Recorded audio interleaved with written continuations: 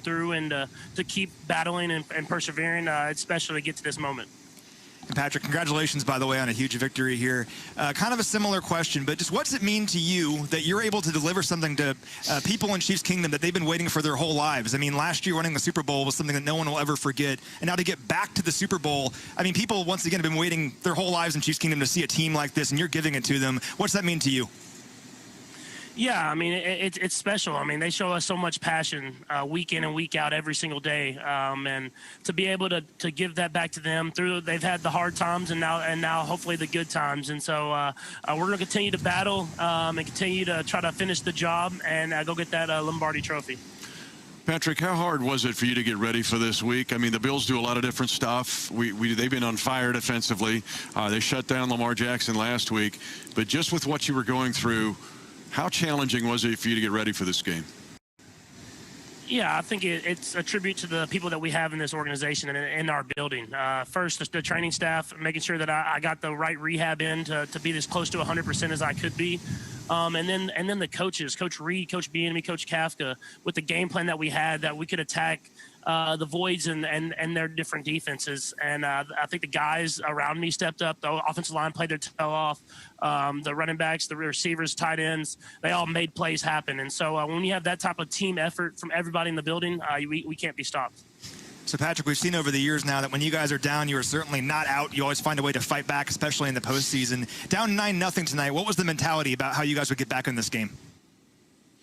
Yeah, I just think we've dealt with adversity now. I think that's the biggest thing. We've dealt with every deficit you could possibly think of, it seems like. And so when I went and talked to those guys on the sideline, there was no one hanging their head. There was no one had any doubt. We knew that we were going to get on the field and make stuff happen and continue to battle. We knew our defense was going to make plays like they did all night. And we were able to fight one play at a time to get the lead and then hold on to it. Patrick, got to ask you, as to talking with Coach Reed during the week about it, knew you were going to have to hit these voids and the zones, and you were just lighting them up, man. You were like striking out the side. Then they show press, and you hit the 71-yarder to Tyreek. How much did your eyes light up on that slant, thinking they're pressing him? We might pop one here. Yeah, anytime Tyreek's press man coverage, that's a good place to go. A couple guys get hurt. Fish, it doesn't look too good with his Achilles. Monty Watts has a head injury, and so does Snead. So I think those guys will be okay. I'm proud of our guys for the great job that they did. The exciting atmosphere. Fans were unbelievable. My hat goes off to all the people that allowed us to get to this position. Mark Donovan and his crew for allowing to have actual fans in the stadium the whole year and it being productive that way. And all the people that were involved in making that possible, starting with Clark Hunt on down for having a vision there. And so, and then listen, our fans were incredible. As always. I mean, we don't have a lot of them in there, but they were extremely loud. And so we appreciate that too. Anyways, I thought it was a good team win.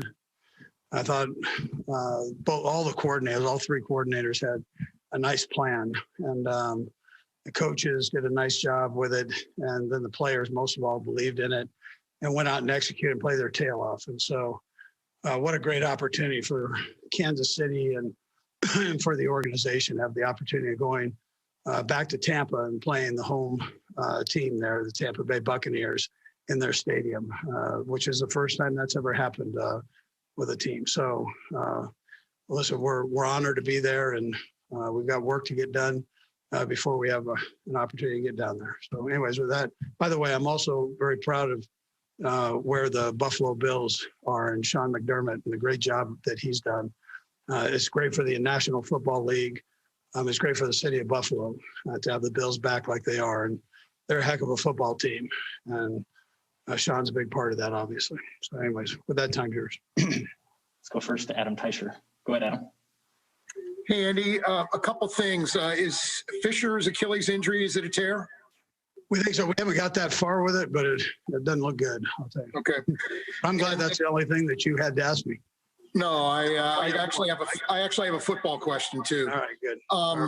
Pat had a lot to overcome this week. When did you know that he just wasn't going to play, but he was going to play as well as he did today. Yeah, I mean, listen, I mean, he came out and he practiced. He did a great job with it all week.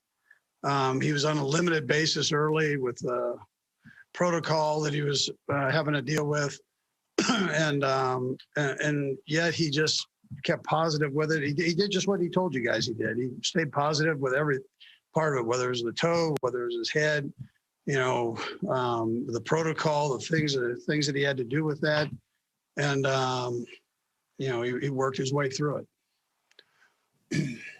I'll tell you, I think the trainers and he had a good plan for the toe. I mean, that was an amazing looking thing after our last game, and how black and blue it was. And within a day, the trainers and Pat, with his diligence of taking care of business at his home too, with the game ready machine, they were able to get that swelling and the black and blue out, and which really allowed him to recover quite a bit quicker. We'll go next to Sam Mellinger. Go ahead, Sam. Hey, Andy. Last year you had said that you guys never really got to your ceiling. I'm just curious, as you guys go into another Super Bowl, how close do you think you guys are to sort of what you can be? Listen, I mean, we got room to get better. I mean, we could improve. We had a couple of things that went a little haywacky today, but we stayed on course and we did a lot of good things. So we did more good things than bad things. But this job's a little bit like, and I'm talking about players and coaches, like being a farmer. And the work's never done. You can always work to get better and as a team. So that's what we're going to do here the next couple of weeks. We're playing a heck of a football team in the Buccaneers. Let's go next to Herbie Teope. Go ahead, Herbie. Hey, Coach, after McCole Hardman had the muffed punt, how important was it to keep him involved in the game? And what did you say to him after that? Yeah, so listen, just bear down, focus in, man. Just watch it all the way into the tuck, basic fundamentals. And Dave's the one who talked to him about all that and got him going. Greg Lewis talked to him. So, and then he was thrown back out there and given another chance. So, and he's made plays for the last couple of years since he's been here. He's made plays. And so he had a muff and keep him in and let's go, right? So